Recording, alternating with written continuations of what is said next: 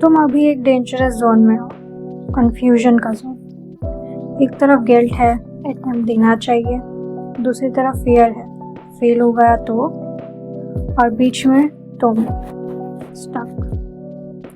आज का वीडियो कोई मोटिवेशन नहीं है, आज हम रियलिटी देखेंगे और एंड तक तुम्हें एग्जैक्ट क्लैरिटी मिलेगी। मैं अटेम्प्ट देना चाहिए या स्किप करना चाहिए। Part 1, real problem. सबसे बड़ा प्रॉब्लम सिलेबस नहीं है, प्रॉब्लम है क्लैरिटी की कमी। तुम खुद से ये 3 क्वेश्चन अवॉइड कर रहे हो। पहला, मैं एक्चुअल में कितना प्रिपेयर्ड हूँ। दूसरा, मैं पढ़ रहा हूँ या मैं बस बिजी हूँ। तीसरा, मैं एग्ज़ाम देना चाहता हूँ या बस प्रेशर में हूँ। सच बोलूँ, 80% सीए एस्पिरेंट्स यहाँ गलती करते हैं। वो डिसीजन इमोशन पे लेते हैं, स्ट्रैटेजी पे नहीं। Part 2, wrong reasons to give attempt. तुम्हें May 26 अटेम्प्ट नहीं देना चाहिए अगर तुम सिर्फ इसलिए देना चाहते हो क्योंकि गैप नहीं लेना। फ्रेंड्स दे रहे हैं तो फोमो हो रहा है, पेरेंट्स को दिखाना है कि मैंने ट्राई किया, या बस शायद हो जाए माइंडसेट है। सीए एग्जाम शायद पे क्लियर नहीं होता, it needs certainty and control, both together. Part 3, wrong reasons to skip. Skip करना भी गलत हो सकता है अगर तुम डर की वजह से भाग रहे हो, परफेक्शन के चक्कर में हो, और थोड़ा पढ़ लूँगा फिर परफेक्ट हो जाऊँगा माइंडसेट है। रियलिटी चेक, सीए में परफेक्शन कभी नहीं आता। अगर तुम 70-75% रेडी हो, तुम ऑलरेडी बेटर पोजीशन में हो। सिलेबस कभी 100% कंप्लीट नहीं होता, रिवीजन कभी 100% नहीं होता। Part 4, the decision framework. अब मैं तुम्हें एक सिंपल फ्रेमवर्क देती हूँ, इससे तुम 100% क्लियर हो जाओगे कि मैं अटेम्प्ट देना चाहिए या स्किप करना चाहिए। ये एनालाइज करके डिसाइड आपको करना है, ये फ्रेमवर्क यूज करके। Step 1, syllabus completion check.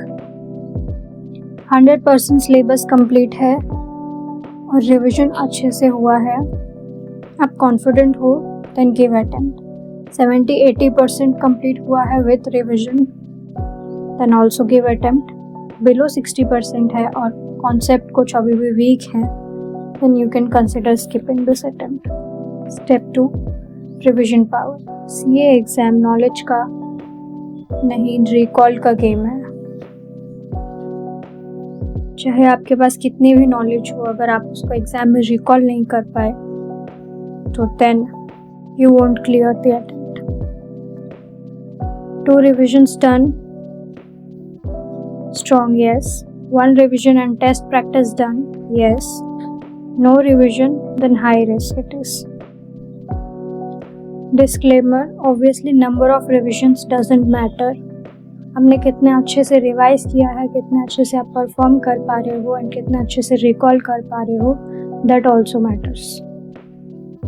Step 3, mock test reality. Mock scores 40 से 50 के बीच में आ रहे हैं, you can convert. 50 plus also you can convert. Giving mocks but failing, improve कर सकते हैं, स्टिल अटेम्प्ट देना चाहिए। Not giving मॉक्स at all, biggest red flag. आप मॉक देना शुरू कीजिए, मॉक ट्राई कीजिए, और उसके स्कोर पे डिपेंड करता है कि आपको अटेम्प्ट देना चाहिए कि स्किप करना चाहिए, and it also depends upon your capacity. Step 4, mental state. Focused and discipline, give. Burnout, anxiety, no control, fix first. Simple formula याद रखो, प्रिपेयर्ड हो, थोड़ा डाउट है, गिव अटेम्प्ट। प्रिपेयर्ड नहीं हो, बस होप है, देन और स्किप अटेम्प्ट। अटेम्प्ट देना रिस्क नहीं है, अनप्रिपेयर्ड अटेम्प्ट देना रिस्क है। It will impact your mental peace, your confidence and everything. तुम फेल नहीं होते, तुम बस जल्दी या लेट क्लियर करते हो। एक अटेम्प्ट तुम्हारी वैल्यू डिसाइड नहीं करता, लेकिन एक राइट डिसीजन तुम्हारी जर्नी चेंज कर सकता है। अगर तुम अभी भी कंफ्यूज्ड हो, कमेंट करो कंफ्यूज्ड। मैं पर्सनली तुम्हारे केस पे गाइड करूँगी। और अगर तुम चाहते हो next video exact 60 days strategy to clear CA inter में 26, तो कमेंट करो strategy. If you have any more doubts regarding this, you can also comment in the comment section below. Think, analyze, and then decide. Do not decide based on your emotions.